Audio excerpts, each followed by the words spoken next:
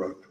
So I've been with CrimeStoppers for 16 years, believe it or not, but I became the executive director in 2013, the CEO in 2018.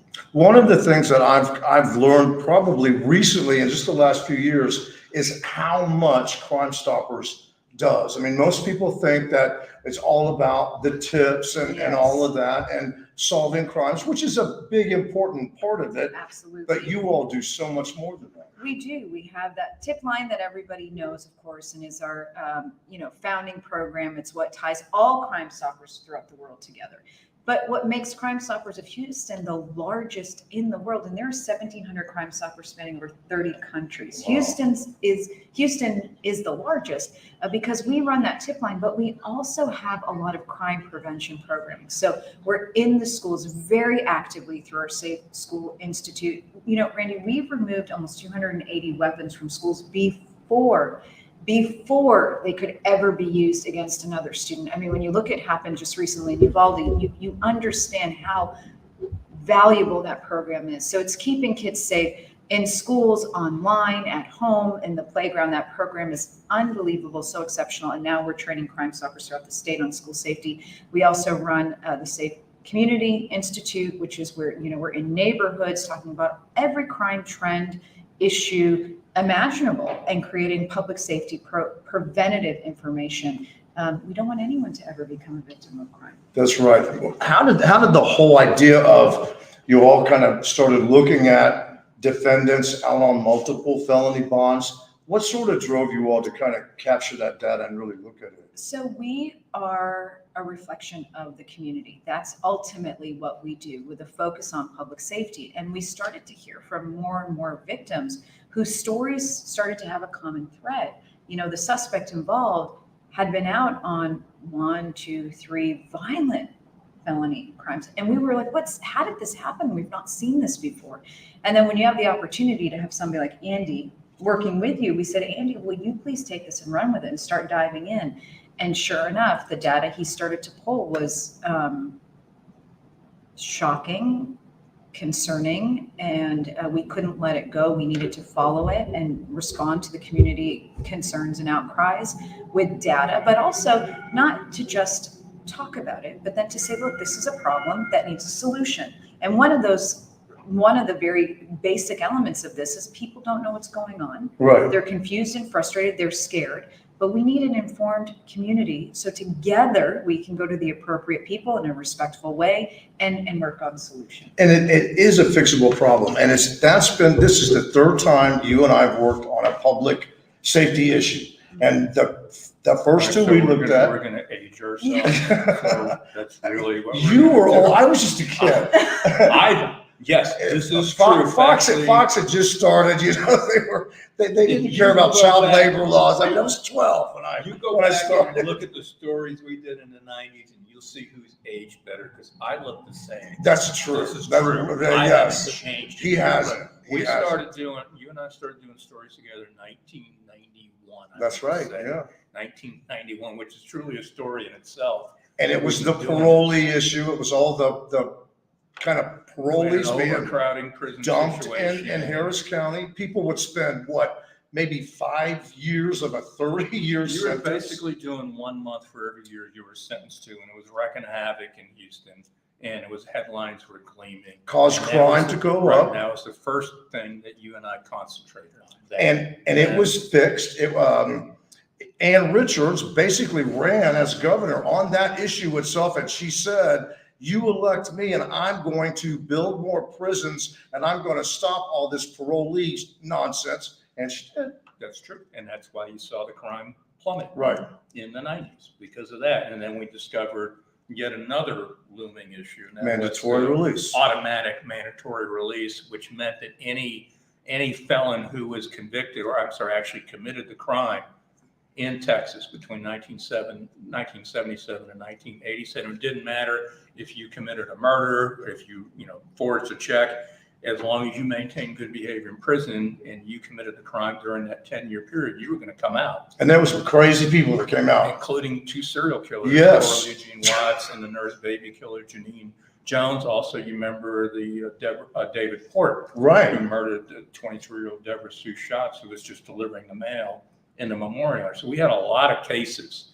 that were coming out, and there was nothing we could do about it. But again, we took care of that legislatively. It was fixable, and this too is a fixable problem. Wouldn't you agree? I think it is. I'm curious though, I have to ask you guys, you've done this together for a long time. This is your third sort of rodeo. Yeah. Has the response to the work been different? Have you been Yes. surprised how Yes. different it is this time versus the other two? Yes, because and again, when you get right down to the root of it, it's judges that are making the decision to let someone out repeatedly, bond after bond after bond. That has made it a political issue in some people's eyes, which it's not a political issue because it's a public safety issue. But I think it's the first time out of the three, we've never pointed right at an elected official saying, you're the one making this decision and it's not a good decision. And you're putting public safety at risk. I mean, you're creating crime, if you will.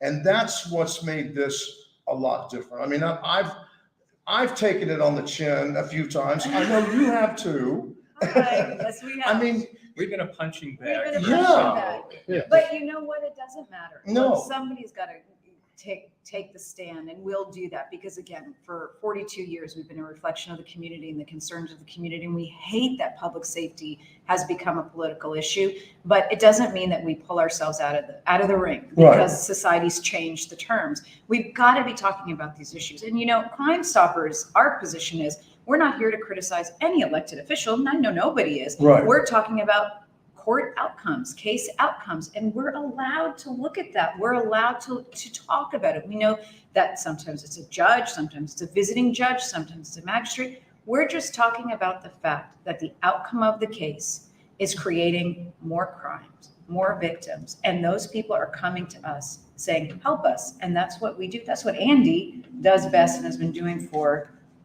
a number of years.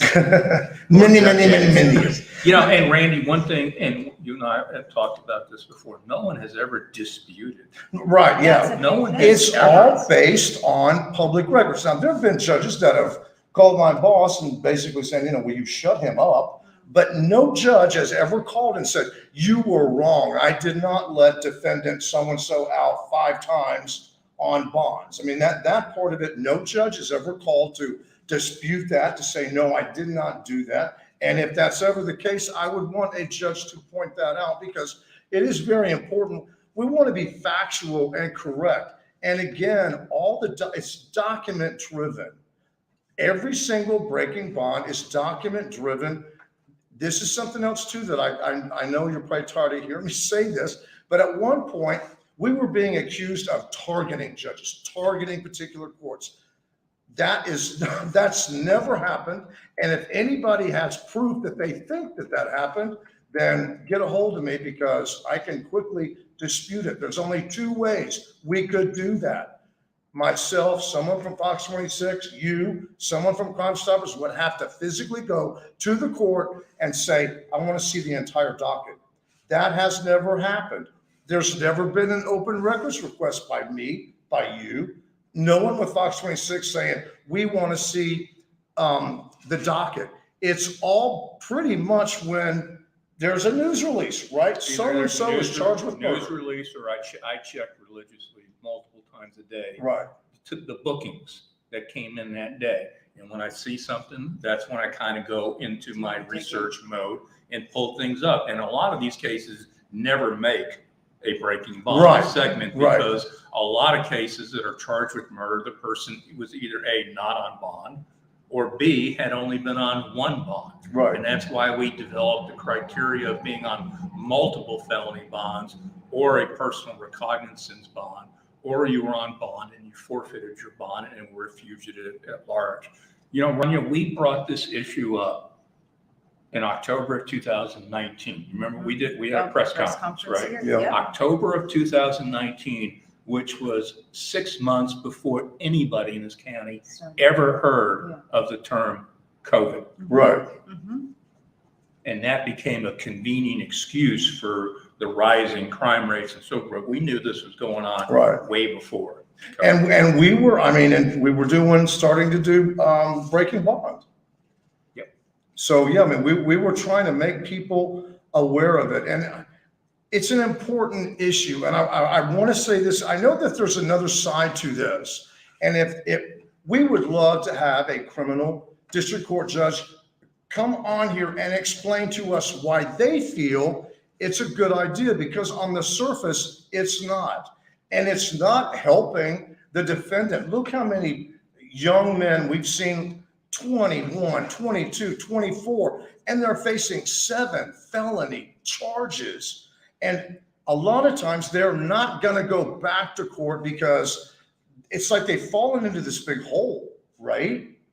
I think that's an important point, Randy, because Crime Stoppers is about stopping crime, but we're also about removing the criminal element from the community, in the sense that we're in schools, kindergarten through 12th grade. People talk about, young men, for example, having no other options. They've never been educated. They don't have the opportunities well, there's organizations like Crime Stoppers that have been in the schools, kindergarten through 12th grade, talking about every topic you can imagine to keep young adults making the right decisions, finding their place in society. There's other nonprofits we partner with that make sure people have homes, roofs over their head, food to eat, health insurance, job opportunities. Houston is an incredible city where people come together and are trying to fill every gap imaginable. There's so many resources. So that no one is forced into a life of crime. And then, by the way, for those that are serving time, we want rehabilitation. We want to make sure that people are poured into, so that when they've served their time, they can come back out and be productive citizens that are engaging in building up their communities and helping themselves and their families. We're not sort of cold-hearted. We don't care about people. We don't care about communities. We just are tough on crime, and that's it. There's a balance. Right. And we've been striking that balance for 42 years. Unfortunately, as we said, it's become political now. It hasn't always been that way. Well, and I think that, I believe DA Kim Ogg is the one that set it up, but I think there's a court, a felony court now for, it's basically, they'll put defendants it's drug driven. Yeah, it's right. It's like you can kind of tell on paper that the crime that they're committing revolves around drugs. Yeah. And they go to this particular court and they have a great success rate. I mean, there are people that are addicted to drugs. They end up in the criminal element and they want to get out. Yes. And they should be able to get out, and they can be changed. But we're focusing on defendants that they have violent criminal convictions. It's not like they're just started some little crime spree. I mean, these are hardened criminals. I go back and I look at the case involving the off-duty New Orleans police sergeant at the Grotto, which was about almost a year ago. Yes. When he was outside with some of his fraternity buddies, and they're sitting outside on a Saturday afternoon at 5 o'clock, and they get jacked by a group of individuals trying to steal their jewelry, and they end up shooting, killing Sergeant Briscoe and his friend as well. And one of the defendants, the 19-year-old named Frederick Jackson. And I go back and I look at his history. Jackson got multiple felony convictions. He's on 5 felony bonds in 2021, all sequential, not at the same time. And I'm going, do you think you did the young man any favors? Yeah. When it was fairly obvious that this just wasn't working? Now you've got a 19-year-old who's looking at more than likely a death sentence, because it's the commission of killing a law enforcement officer, or at the very best, life without parole. You're not doing him any favors when it's fairly obvious. And the other thing too about that, I mean, Grotto's that's a really nice, that's an upscale restaurant. It's a very nice part of town. In the middle of the afternoon, you're sitting out I think that just kind of, it illustrates how crime has gotten somewhat out of control, because that would be unheard of a few years ago, right? You and I, Rania, and we're in the part of town that you're in, we know families in that part of town Yes. as well. We knew a family whose other half was going out to buy dinner, Yeah, pick up dinner for the pick up family dinner, and then ends up getting killed. on West Hamlin. Right, so it's not like it's isolated, it's all over Harris County, and that's what kind of is disturbing to us. But, was it 2 weeks ago, they had a Senate hearing, the district attorney brought in new figures and new numbers. And when I looked at it, one of the things that I looked at on the numbers was also the positive effect. Yeah, Yeah, Yeah. yes. And, take a look at, and I'll ask Rania, because I've looked at these, what do the numbers say to you? yeah, I mean, Andy and I have been reviewing it, so coming from the district attorney's office, there's a number of slides that were prevented, but offenders charged with new crimes while out on bond, we were at end of 2021, 18,796, with, a projected total of 20,488, but we're seeing actually some of these numbers trend down, and I think, Oh, I know. okay, it's weird to say, I- we've been sounding the alarm because we care about the city and we care about the county. We care about everybody who's lucky enough to call Houston and Harris County home. So we've been pretty diligent about sounding the alarm with you and our other partners. And I think there's been a positive effect. Yeah, I think that judges are that they're concerned and they're starting to really look at to make sure that they know how many, what this defendant's criminal history is like. We've seen the bonds go up substantially, haven't we? You and I have seen bonds that we've never seen before. Yeah. Right, $500,000. right. $1 million. I saw a bond today on someone that was booked in for intoxicated manslaughter for $500,000. Yeah, And I've never seen that before. I've seen bonds go up from 1 million to 2 million the next day. I've seen bonds that were given, PR bonds, that in a few days it actually gets to the judge from the magistrate, and the judge overrules yes, the yeah. magistrate, and it's yanked in us. So yes, we are having a positive effect. And one of the effects that we had was when we pushed very hard for Senate Bill 6 to pass. And I think that if you have the numbers Yeah, right I mean, there. offenders on multiple PR felony bonds. Yeah, let's go to let's the see. PR bond one. This There it is. one. I mean, look at the numbers right here. Violent Those numbers. offenders granted personal recognizance bonds. We were at 1283 in 2021. We're projected to be at 236 by the end of this year. And that's It's 1,000 firmly because less. of passing legislation to restrict getting a get-out-of-jail-free card for defendants charged with certain violent crimes. The numbers, again. But we have now, we've found a couple of instances where judges we're still doing it. Yeah. But obviously we are at least making a difference, and everybody has a say in this, and everybody can make a difference in November when you are voting. Look at the criminal district court judge races very closely. Don't look at it from a party standpoint. Look at it based on the track record. Before the primary, we did maybe 2 or 3 breaking bonds to kind of remind you of what we had come across regarding some judges. When it gets closer to the November election, we're going to do the same thing. We're going to remind you about some of the judges that we highlighted and why they were highlighted.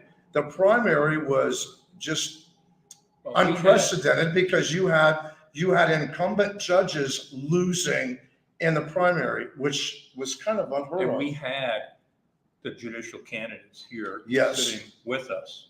And the judicial candidates were from the Democrat Party that we have here. So during the general election, we're going to certainly welcome the incumbent judges. Everyone. This is not, so you can come in here and I ask you a bunch of stupid questions. It's an opportunity, which I do ask stupid questions. But seriously, it's an opportunity to come here and sit here and talk to people. Tell the voters why you should be reelected or why you should win. This is what you would do as a judge, or explain to us current judges why you see this is the way to go when it comes to the criminal justice system. The And criminal, Can I just interject for a Yes. second? There's nothing new about this strategy, by the way. Other nonprofits bring in elected officials, those running for office, and do roundtables and ask them pointed questions about the issues they care about. Houston Pet Set's done one. Yes. Looking at animal safety, animal cruelty. This is very normal. It's not Right. political or strange. So for us to be talking about public safety and decisions that directly impact public safety to those running for office who oversee a lot of this, that's very normal. right, sure, yeah. And it's not, I mean, it's not just judges. If you're running for, if you're running for any kind of elected position that involves law enforcement or it somehow crosses into that arena, please come here and talk to us and have your voice be heard. I mean, I of all people, I mean, I've spent my life as a reporter. And so I firmly believe that everybody's got the right to say something. There's two sides to every single story. And we're all kind of on the same page. I don't care what race you are or what Political affiliation. or anything. Public safety is Right. not a partisan issue, nor is it should be. And I think that's what we're about. We present the data, whoever wants it, we'll have it for you. It's really that simplistic. This is where we live. We love Houston. This is our home, and we want it to be safe for everybody. We want people to be able to go down the street, do what they need to do, and not feel like they're in danger. This is why Rania initiated and started our research Yes. center to take a really good, deeper dive. It's been a journey to get it up and running, but it's because we've spent a lot of time working with incredible partners to gather data. But we want to be looking at the numbers. We want numbers that are easily accessible to the general public because it takes us forever to get the numbers. Yeah. And then to understand them is another whole feat. So we want to provide information. Again, if you've worked with CrimeStoppers for many years, we've been doing this in the schools in terms of providing content and transparent information, highlighting areas of focus and interest and concern, whether that's physically in the schools or online. And we're seeing that the community needs that type of spotlighting right now. So that's why we're doing it. And it's also educating the public. You remember Yes. you were at a press conference a year ago Oh, yeah. with Mayor Turner. Yes. And a reporter. Yes. It wasn't you. No, it wasn't you. Surprisingly not. It wasn't Randy. Surprisingly not, but asked was a a question. girl. I remember that question stuck with you. Oh, because- yeah. A reporter asked the mayor, Andy, about a year ago or Yeah, it something. was And in she July. said, Mayor Turner, when are you going to tell the judges to stop releasing these felons? And I thought, my goodness, this is such an interesting question because the mayor Has nothing to do with it. has nothing to do with it. And as we start talking to people in the community, people will pull me aside and say, look, honestly, I've never really thought about crime. To be Right. very honest, I haven't. But now all of a sudden, my neighbor's car got broken into. Our person down the street got carjacked.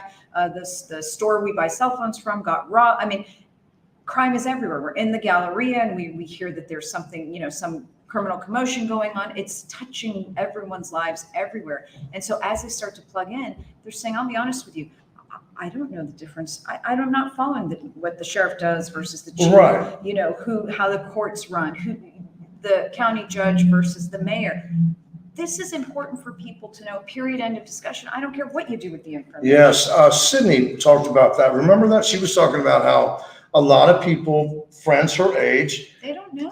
right, Yes. and if you're not, you've got a life, you're doing stuff, you're raising kids, you've got all this stuff going on. And for the average person, all you really probably know about is what you see on Law and Order, or right? And it's this fictionalized, everything comes together and Neatly 30 gift minutes. wrapped. Yeah, right. Yeah. We're all done with it. In real life just isn't that simplistic. But we've tried to kind of along the way here sort of explain to people, and it's not that anybody's stupid or anything like that, but You just haven't had to know. right, it's if you're not in a position to know, a lot of Have a people. viewer dispute that. Not yet, not yet, And I, of all people, will say there's no such thing as a stupid question. And please, if you're confused about something, reach out to me, reach out to Crime Stoppers. I mean, we have will a explain class it on to you. now. We're offering a free class that just walks you through what does the city leadership look like? What does the county leadership look like? And again, it's just because education's important and everyone should know. We don't want, and I'll tell you one thing, we obviously have a crime crisis happening. What makes it even worse is people responding emotionally in a chaotic manner, emotionally angry, yelling at the mayor, the DA, it's this one. Well, that's Right. not helping anyone. Right. It's not helping anyone. We need to understand what's going on and respectfully, for me, it's so important to be respectful to anyone who serves because they don't have to do it, but respectfully come to the table with solutions. I'll see social media posts where people they blame the mayor and they'll blame the DA. Always. Kim has been very vocal for Very. quite a while that this is not right, that we should not be allowing violent repeat offenders to post bond after bond after bond and basically run around and commit a crime spree while they wait to go to trial. I mean, she's made it very clear she wants it to stop, but the DA can't tell the judges what to do. That's not how the process works. No, and when she testified last session, the line that stood out to me that we still use today is when she said, crime is up, ladies and gentlemen, and it's associated with bail.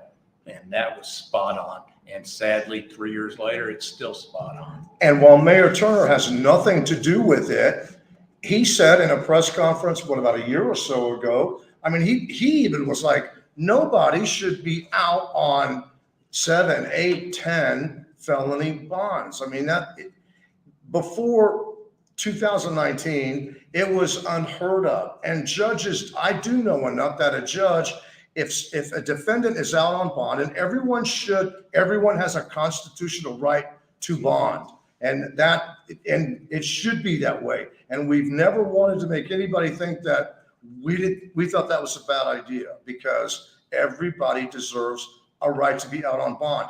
But I don't care what your criminal charge is. One bond condition everyone has is what? Do not break the law. Do not pick up a new criminal charge. That in itself would allow a judge to revoke it. Well, Am I right? No, we've said this, and I said this, ad nauseum. There used to be an adage in Harris County, and it was one bond per customer. You were out on bond, and if you were charged, especially with another felony, you weren't getting out. And the best way of showing how that was, because you and I, who've been doing stories together for 3,000 some odd years, Thank you, Fred Flintstone. We never did a story, or the Carl Reiner and Mel Brooks, 2,000-year-old men, right? Right. We never did stories on No. guys on multiple bonds who were charged with murder. We never did one. We never did stories on guys who were on bond for capital murder and charged. We never did them. Every media outlet in town, and I'm sure it would have been a front page above the fold Houston Chronicle story if it had ever happened in the past, where Judge Joe Schmo had repeatedly let someone out, and then that defendant went on to allegedly kill someone. That is a headline-grabbing news story. Am I right? And the numbers that we have here clearly echo the change of philosophy and the change of some of the criminal justice reform movements. And again, some of the movements, we supported some of the reform movements, but the numbers clearly illustrate what we've been saying. Yeah, there's no doubt about that. But hey, it's a fixable. Did you want to say something, Raymond? Yes, there's a Facebook viewer, Heisen, says, "Hey, Andy, one of the individuals involved in the Sierra Patino's death was sentenced today. You advocated for her back in 2019. Yeah, I did. What happened with the case? That's all he said. Oh, okay, well, that's good. You're starting to see some of these cases actually come to fruition now. Right. And we're starting, because I go back and I look at my list, which sadly I'm up to 179, and we're going to talk about the 179th one on tonight's Breaking Bond. But I go back and I look, and I'm starting to see cases being disposed of and being sentenced. Yeah. On where we started looking at these cases now. But to me, the scariest thing is going to be when somebody decides to actually see how many of these people are now wanted fugitives. That's the thing that I really worry about the most, don't you? And wanted fugitives, what do you got to lose, right? It's wanted fugitives that end up in shootouts with law enforcement. And we've seen instances where the defendant is killed, officers are killed. I mean, it's got to be the worst Innocent scenario. kids are killed. Right. Innocent people get caught up in these shootouts, but it's going to be a lot of defendants. It's going to be don't you think? fascinating to see because you have more defendants on bond now than we've ever had before. Right. And many of them have been on bond for violent offenses such as capital murder, human trafficking offenses. And when you've been on bond for 3-4 years and you're finally coming up to, D-Day where there might be a trial, the question that you're going to have as someone out on bond is, do I really want to show up in court? Right. And we've seen that because we've done, reward flyers for people that failed to appear for their trial because they knew if they were convicted, they'd be going away for a long time. So it's going to be interesting to see how many defendants, particularly if you're on capital murder. Right. And we got over 110 And actually show up. The system, bond is not meant to, the whole system itself, it's not supposed to last long. You're supposed to be out on bond for maybe a year max. It was unheard of to be on many bonds for 3-4 years. The whole way it's set up, it's not meant to be this long-term thing. It's supposed to be a short period of time before you go to trial. You haven't been convicted of a crime, so yes, you should be allowed to be out among the rest of us if you've got one bond, but not 10. But the whole system could kind of crater in a way because it's not supposed to be you're on bond for 3 or 4 years. Definitely. Yeah. Well, and to even make this, because I talked to so many different people from so many walks of life, let me try to equate this to like a mainstream talking point right now, which is gun violence. I don't think there's one person in this country that doesn't have a very strong opinion about gun violence right now. When you go talk about bond, people say, I don't really understand what we're talking. I'm not following too much, or I'm trying to follow. But gun violence, we all, I think, agree that you can't have the Uvalde shooting. For example, you can't have a supermarket shooting. You can't have these mall shootings where innocent people are killed. So let's backtrack. Let's look at that killer, that shooter, 2 weeks before the crime was committed, 3 weeks before, 3 months before. If you were to find out that killer had been arrested for a violent crime and released, and then arrested again and released, because we're looking at people that have been released more than 1 or 2 times. By the time that they get to Uvalde, that could have been prevented. And that's what we're talking about. These crimes, these criminal outcomes can oftentimes be prevented if the system just works. And all of us should care to be pouring into solutions. And I know you're kind of taking a deep dive into the whole issue of felon in possession of a weapon. Yes. Again, we've seen so many defendants get a PR bond or a very low bond for felon in possession of a weapon. The last person that should have a gun is a convicted felon. And the big question becomes, why do you have a gun? Right? I mean, why would a convicted felon need a gun? The case that you and I, that we did on Breaking Bond last month was a topic of discussion at the Senate hearing 2 weeks ago. And that was the guy that was on parole. And then 2 weeks later gets charged with felon in possession of a weapon, a gun. And then inexplicably, they give him a PR bond. And then the parole division decides to continue him on supervision. And then 6 months later, he's charged with murder. Yeah. That was a big talk. Summarizes everything that's wrong with what's going on. I mean, the whole point of this, the reason that we're doing Breaking Bond is because people are needlessly losing their lives. Yep. We are up to 179 Harris County residents who were killed allegedly at the hands of repeat violent offenders free from jail on multiple felony bonds. If that was not happening, we would not have a breaking bond. We wouldn't be sitting here with you all right now doing this. I mean, that's the reason people are dying, and they're dying needlessly. And we want to try to stop that. Man, you got that down. Yeah. Thank you so You much. finally got that down. Hey, Raymond, did we break the record for longest? We're getting close. We got 2 more minutes. So if we go 2 more minutes, we break the record. So we got to talk for 2 more because He's always trying to break records. There's no prize. Yeah, There's I no know. prize. Some people actually think I do get a prize or some other benefit from being here. I've never even gotten a hat. And you see me wear shit. They've never even given me. I'm going to give you a hat later today, Andy. I repeatedly, he does that all the time. The time. What is, Yeah. he's on Jeopardy. There's no prize. It's personal now. We got to go over. They've even restarted it on the countdown just finished. Oh, So okay, that's how we got 1 minute and 26 seconds. Seriously, thank you so much for watching this on the live stream on YouTube. They're all posted on Fox 26 YouTube page. And tonight we will be taking a look at a defendant out on, well, We are looking at a defendant who's got multiple felony convictions who was given an extremely low bond on a very violent case. And then, within months, he forfeited his bond. He's been on the run now for close to a year. Now he's charged with murder. And there's quite a history with this defendant. So we'll give you that tease to watch. Yeah, you'll definitely want to watch tonight's Breaking Bond on the 9 p.m. newscast. Thanks again so much for watching. I appreciate you. Bye. Oh, so close. Oh, come on. You got Back up. you got 15 more seconds. Back up. No, hold on. You got 15 more seconds. Sing a little song or something. 15 more seconds. Yeah. Trust me, you're going to want to watch tonight's Breaking Bond. I'm going to be dressed the same way I am. You're going to want to see it. No, you should have said you'll wear a different color. That one.